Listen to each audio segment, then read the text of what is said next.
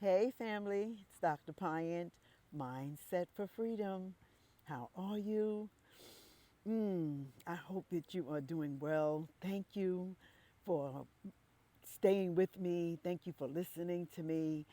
I really appreciate you. I appreciate you, and I appreciate the God in you. I know that we are connected, and I really look forward to sharing God's wisdom and insights with you as a family, as a spiritually awakened group in the community.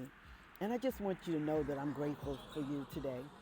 So, listen, I didn't get to talk to you the way I wanted to talk to you yesterday because I was having some technical difficulties. So I said, you know what? I said that conversation was just so important about experiences and cycles, time cycles. So I don't know if I did it justice.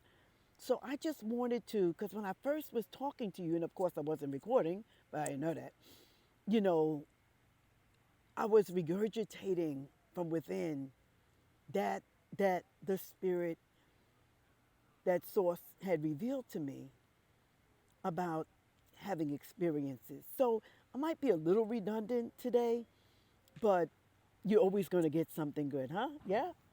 So in talking about experiences and cycles, oh, I was just wondering what that noise was. You know, I'm phobic about. I love outdoors, but I'm like, what was that? But anyway, that sounded like someone breathing. But anyway, it was just the water hoses. But yeah, this life is about experiences, and we have experiences in cycles. You know, everything cycles around. Nothing stays. Nothing is linear. Everything is circular. You know what I mean? And I'm learning this as I study because we're always learning. I'm always a student. I love learning. I love learning about our spirituality because, like I told you before, for years I was into religion, and that was good. And that gave me my grounding. That gave me my grounding with Source. That gave me my grounding with the Torah. That gave me my grounding with practices. So you have to start somewhere. So wherever you are, that's okay. But what kind of experiences now? That's what I want you to think of. What is the message that you're taking away from an experience that you're having? Because we all having experiences. Okay, I sat down long enough. I got to get up and start walking because you know it's gonna get dark in a little bit. All right, yeah. But that was good because I really wanted to focus in and talk to you. But I have a good little ways to go, so that's good. Um, what are you experiencing? You know, because every day we're experiencing something. So, what I have been doing is I have been asking the universe, I've been asking God, what is the message? Because you've got to get the message from the experience. Okay, so that was what I wanted to talk to you about on yesterday. Getting the message from the experience and understanding that everything goes in cycles. Now, today, I want to add to that because when I was meditating this morning, one of the questions for my meditation was, what is it that you desire the most in life? So I want to ask you that too. What do you desire most? And I had to think about it for a while. And you know, I do a lot of deep breathing because when you take that breath, you're able to reset your vagus nerve and you're able to relax and have more clarity. So I desire to have peace. Yeah, can you resonate with that? You might have a different desire. It's okay. But I want you to think about what you desire most in life. And then I want you to breathe in your deep breathing and think about it. And breathe in for 4 and let it out for 6. And just keep breathing in and thinking about that desire. And then I want you to feel, what would that desire feel like? And here's something in addition. Where do you feel that feeling in your body? We have to become so conscious of our inner man until we can feel into ourselves. I want you to become so familiar with your chakras, so familiar with your grounding chakras, with your incentive chakras, with your heart chakras, and the colors. Even if you just take one chakra, like I do, at a time. So the melon bandha, the root chakra, that color is red. It doesn't matter where you are, what part of the world you're in, the chakras, the colors remain the same. And that's what's good. And I went to understand the heart chakra because I'm a heart person, and that color is green. So I began to feel what this feeling of peace would feel like in my body. Where would I feel it, and what would it feel like? So that was my meditation.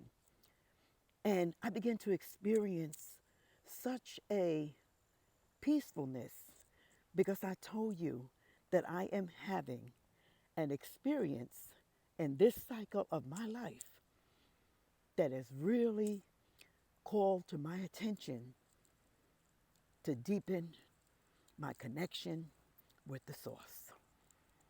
Because I'm going to tell you something. What your eyes see and what your ears hear, you will record, because we are human. We are human. And the things you see, the things you hear, you will record.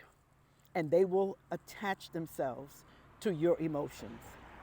You and I have to have practices that we dismantle that painfulness that it's attaching itself when we see something that's bringing us sorrow before it enters the body. How do you do that? You breathe quickly. You breathe and you let it go. You don't hold the emotion of it until it gets into the body system. You release it into love. So that's a whole deeper teaching, but that's the surface of it. Because I'm telling you, I spend my time working on self-care, working on myself, working on deepening myself with the Creator, with the source, with God, staying awake, staying conscious, and understanding what these things mean.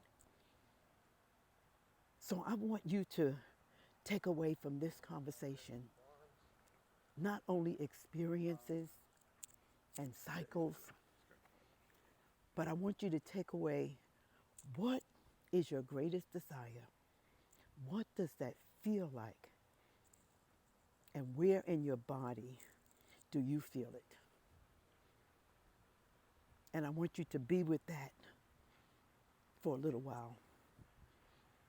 And I want you to remember to take some time during the day to pause. Don't keep going from thing to thing to thing. You have to reset your nervous system because everything works with the nervous system in your body and your brain and your spinal cord. Our spinal cords, our brain is directly connected into the nervous system of our body. So everything is connected. That's why that vagus nerve reset is so important. So that you reset your vagus nerve by breathing. belly breathing, for those of you that might be new to listening to me, it's a belly breath. You breathe through your nose, put your hand on your stomach, and take that deep breath through your nose, and you hold it for 4. And those of you that are learning to use your imagination while you're holding that breath, imagine what that desire that you're desiring, what that feels like. You are going to enjoy this practice so very much. I can't wait to share with you because it is a 3-day meditative process that I'm doing that's called increasing your dopamine. Yeah, by biohacking the body system. So doing it through meditation and visualization. Listen, family, it is so important that we learn to take care of ourselves. Everything in you, everything inside of us.